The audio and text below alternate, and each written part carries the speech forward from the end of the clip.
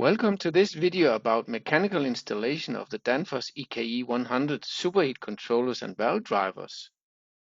The EKE 100 installation is split into 3 small videos, which includes this video showing how to do mechanical installation of the EKE 100, including how to mount it on DIN rail and how to demount it.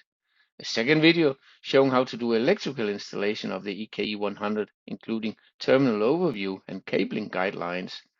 And a third video showing electrical wiring examples for the EKE 100 depending on application modes. In these videos, we'll give you important installation tips ensuring a safe and reliable system operation. So go ahead and check out the EKE 100 installation video which will meet your needs. In this EKE 100 mechanical installation video, we will show you warnings related to installation of EKE 100, the available models in the EKE 100 portfolio, the dimensions of the different EKE 100 models. We will also show you how to mount the EKE 100 on a DIN rail and how to demount the EKE 100 from a DIN rail. When installing the EKE 100, it is very important to pay special attention to the given warnings. Here you see listed all these warnings, which you can find more details about in the EKE 100 installation guide.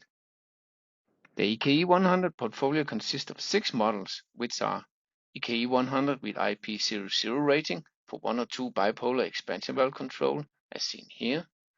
EKE 100 with IP20 rating and cover for 1 or 2 bipolar expansion valve control, as seen here. And EKE 100 with IP20 rating, cover and with built-in display for 1 or 2 bipolar expansion valve control, as seen here. Here you see an overview of this with the given code numbers of the different EKE 100 models. All 6 models are mounted and demounted in the same way, which we will show you later in this video.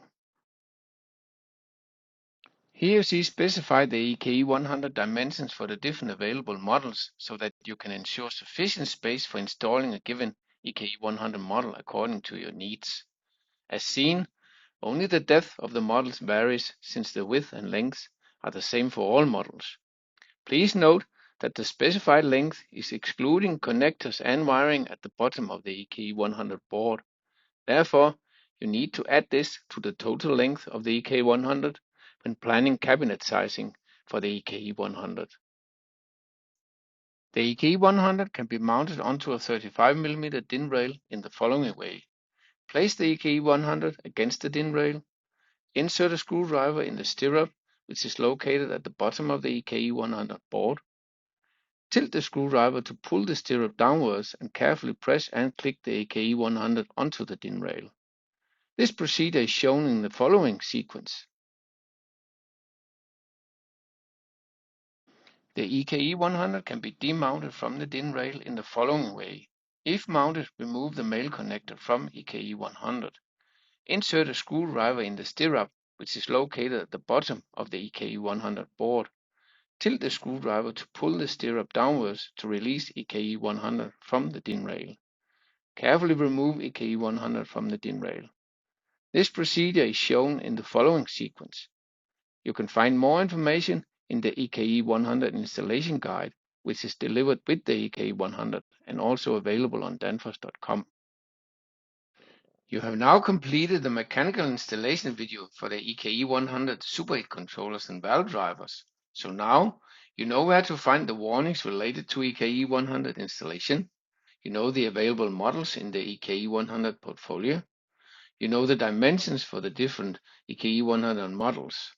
You know how to mount the EKE 100 on a DIN rail. You know how to demount the EKE 100 from the DIN rail.